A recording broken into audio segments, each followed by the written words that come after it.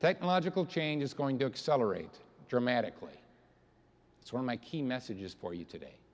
We went through a period of change when the internet happened. We're now about to go through not just change, I'll predict easily transformation. Oh, truly, transformation. I mean, we've been doing a lot. We've been e-enabling big companies like crazy. E-content management, e-product configuration engines, e-transaction and payment systems. Matter of fact, you know what? Pick a process, add an E, hey, you probably got something. They're going nuts with this stuff. But here's what I'd like to tell you.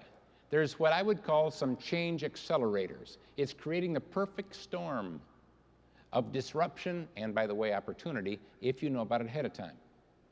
Again, I know this industry, I know what you are, I know you're not technologists, but remember, we're talking about the people you're going to be serving. We're talking about lives that you will be helping. We're talking about getting people into balance who are living in an unbalanced world.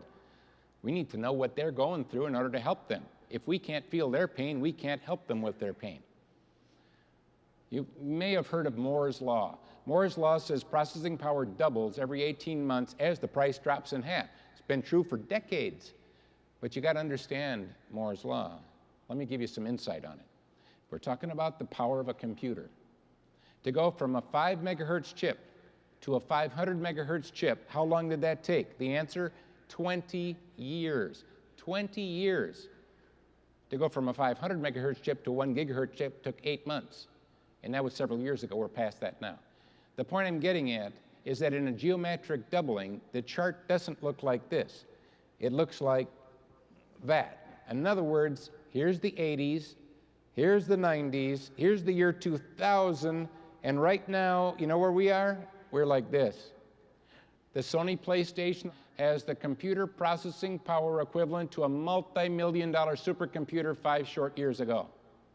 And kids can buy it. But that's today. That was when the graph was like this. Now the graph is like this. In other words, 5 years from now, whoa. But wait a minute, it's like the late night show says, wait, there's more. Yes, there is. Because it's not just processing power, bandwidth is going even steeper than that. Same thing, going like this. But wait, there's more. Storage, being able to store things. That's even going steeper yet. Look at what Apple did with the iPod. They took storage and bandwidth and built a huge business out of it. Just a few years ago, there was no iTunes store. Now, as of about 6 months ago, they had 1 billion paid customers. And the latest is 1.5 billion. In other words, they're almost doubling that within just a few more months. What did they do? They took some of these change accelerators and created some new cash cows.